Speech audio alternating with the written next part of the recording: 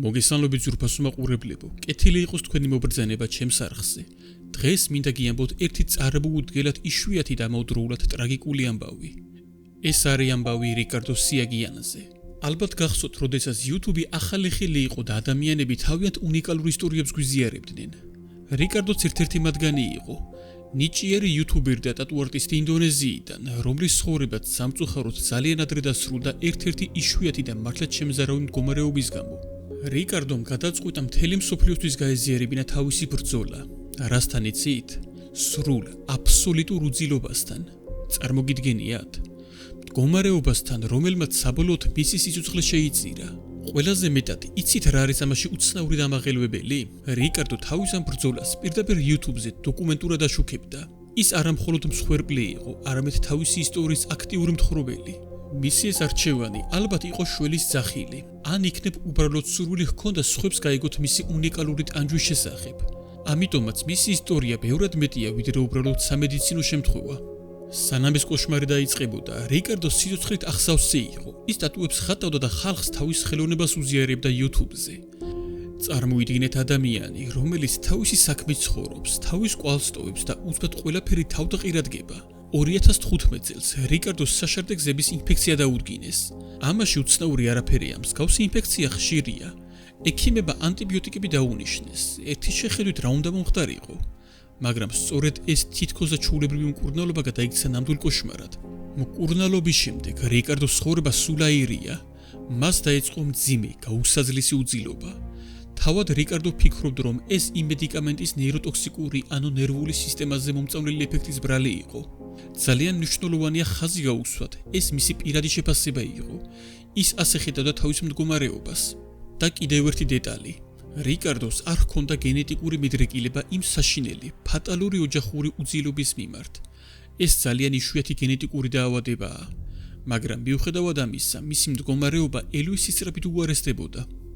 რიკარდოს მდგომარეობა კატასტროფულად სწრაფად უარესდებოდა. მძიმე უძილობა გადაეზარდა სრულ უნარობაში, რომ როგორმე დაეძინა. აბა წარმოიდგინეთ, დღეები, კვირები, თვეები ძილის გარეშე. ამ უძილობას ზემოდან დაემატა პერიფერიული ნეიროპათია, ანუ ნერვების დაზიანება, რაც ტკივილის იწვევს. ეს იყო რაღაც წარმოუდგენელი სასტიკი ტანჯვა. ტკივილი თავისთავად არ გაძლევს დაძინების საშუალებას. უძილობა კი ამცირებს ტკივილის ღრუბლის და ორგანოების აღდგენის უნარს. და ის ამ ყველაფერს YouTube-ზე გვიზიარებდა. მისი ვიდეოები, რომლებიც ერთ დროს კრეატივით იყო სავსე, ახლა მისი ტანჯვის ქრონიკა გახდა. ზოგიერთ ვიდეოს ის სიბნელეში იღებდა, სადაც საუბრობდა გაუგებარ თემებზე და კონსპირაციულ თეორიებზე. ეს სავარაუდოდ ძილის მწვავე უკმარისობით გამოწვეული ფსიქოზის მსგავსი მდგომარეობის შედეგი იყო. ასეთი რამ ადამიანს მაშინ ემართება, როდესაც ძილის უკმარისობა აქვს. წყაროების მიხედვით, მას პერიფერიული ნეიროპათიაც განუვითარდა, რამაც ალბათ კიდევ უფრო გაურთულა ისედაც კოშმარული მდგომარეობა. ეს ნეიროპათია შესაძლოა პირდაპირ იმ ანტიბიოტიკების რეაქციასთან იყოს კავშირში. მისი სხეული და გონება ზღვარზე იყო. ამბობენ, რომ დახმარებას ითხოვდა, მაგრამ მისი მდგომარეობის სირთულის და იშვიათობის გამო, როგორც ჩანს, ეფექტური დახმარება შეუძლებელი გახდა. რა ტრაგედიაა, როცა იტანჯები და შვებას ვერ სადგრძნობ. მას რა ჯანდამამ გამოიწვია რიკარდოს ასეთი შემზარავი მდგომარეობა. მოდით ცოტა სამედიცინო თემებსაც შევეხოთ. ოღონდ მარტივენაზე. არის ასეთი დაავადება სახელად ფატალური ოჯახური უძილობა, ანუ FFI. ეს არის ძალიან იშვიათი მემკვიდრეობითი პრიონული დაავადება, რომელიც აზიანებს ტვინს, განსაკუთრებით თალამუსის ტვინის იმ ნაწილს, რომელიც ძილს არეგულირებს და საბოლოოდ სიკვდილს იწვევს.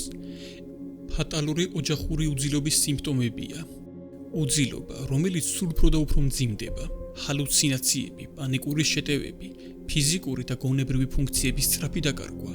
არსებობს ამის არაგენეტიკური ფორმაც, სპორადული ფატალური უძილობა, SFI, რომელიც კიდევ უფრო იშვიათია. მაგრამ რიკარდოს, როგორც უკვე ვთქვით, FFI-ის გენეტიკური მემკვიდრეობა არ ჰქონდა, ასე რომ ეს გამორიცხულია. თუმცა მის ორგანიზმში SFI-ის არსებობის მტკიცებულებაც ვერ იპოვეს. მას აღარ რჩება თუ ამ ორივეს გამორიცხავთ. ალბათ რიკარდო მართალი იყო, რომ ამ ყველაფერს ანტიბიოტიკებს აბრალებდა. ზოგიერთ ანტიბიოტიკებს, განსაკუთრებით პტორქინოლინის ჯგუფებს, მაგალითად ციპროფლოქსაცინს, რომელსაც ხშირად ნიშნავენ საშარდე გზების ინფექციის დროს. მას ნამდვილად შეუძლია გამოიწვიოს სერიოზული ნევროლოგიური გვერდითი ეფექტები, მძიმე უძილობა, შფოთვა, ფსიქოზი, ჰალუცინაციები, პერიფერიული ნეიროპათია, ზუსტად ის, რაც რიკარდოს სჭირდა. არის ერთი მსგავსი შემთხვევა, რომელიც ახალზელანდიელ ბობ დევის გადახდა, რომელსაც ციპროფლოქსაცინის მიღების შემდეგ უძილობა და ტრემორი განუვითარდა და საბოლოოდ სიცოცხლე სუიციდით დაასრულა. ეს იმის მაგალითია, თუ რა საშიში შეიძლება იყოს ეს წამლები, თუმცა ასეთი მძიმე რეაქცია, რომელიც სრულ და ფატალურ უძილობას იწვევს, ანტიბიოტიკებისგან უკიდურესად იშვიათია და სამედიცინო ლიტერატურაში კარგად აღწერილი არ არის. რიკარდოს შემთხვევა ამ მხრივ თითქმის უნიკალურია. მისი მდგომარეობა შესაძლოა არც ფატალური ოჯახური უძილობის კატეგორიას ერგებოდა და არც ტიპიური ანტიბიოტიკების გვერდით ეფექტს. იქნებ ეს იყო რაღაც ძალიან იშვიათი, წამლით გამოწვეული ნევროლოგიური სინდრომი, რომელიც სპორადული ფატალური უძილობის ნიშნებს იმეორებდა. ან შეიძლება ანტიბიოტიკებით პროვოცირებული აგრიპნია ექსციტატა. ეს არის სრული უძილობის მდგომარეობა უკიდურესი აგზნებადობით. ამას შეიძლება სხვადასხვა მიზეზი ჰქონდეს, მაგალითად ალკოჰოლური აბსტინენცია ან მორვანის სინდრომი. შეიძლება თუ არა რომ მძიმე წამლის მიერმა რეაქციამ გამოიწვიოს ძილის ცენტრის ისეთი ღრმადარღვევა, რომელიც ამ აგრიპნია ექსციტატას გამოიწვევს. რიკარდოს დიაგნოზის სირთულე ფაქტიურად ხაზს უსვავს იმას, რომ მედიცინაში ჯერ კიდევ არის რაღაცები, რაც არ გვესმის. ან ანტიბიოტიკების ასეთი ექსტრემალური უკუჩვენებების რეაქციები სათანადოდ აღიარებული არ არის. მეგობრებო, ძილი არ არის რაღაც ფუფუნება. ის სასიცოცხლოდ მნიშვნელოვანია ჩვენთვის. როცა გვძინავს, ჩვენი ტვინი ამუშავებს ინფორმაციას, აყალიბებს მოგონებებს, სხეული კი აღიდგენს ძალებს, კურნავს დაზიანებულ უჯრედებს, აძლიერებს იმუნურ სისტემას.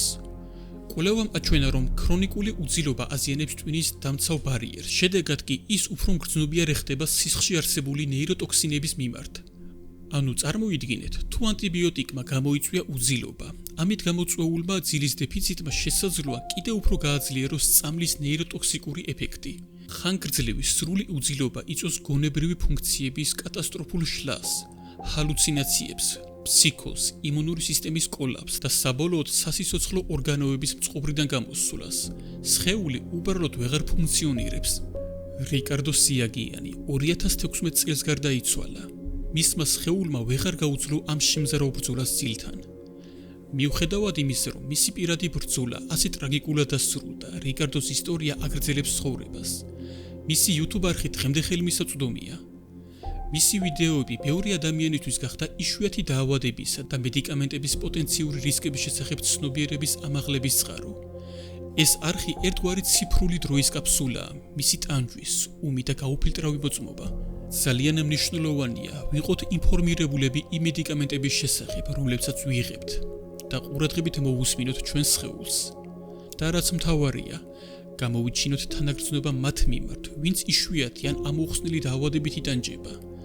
მათი ბრძოლა ხშირად უხილავია, მაგრამ ძალიან რეალური და მტკივნეულია.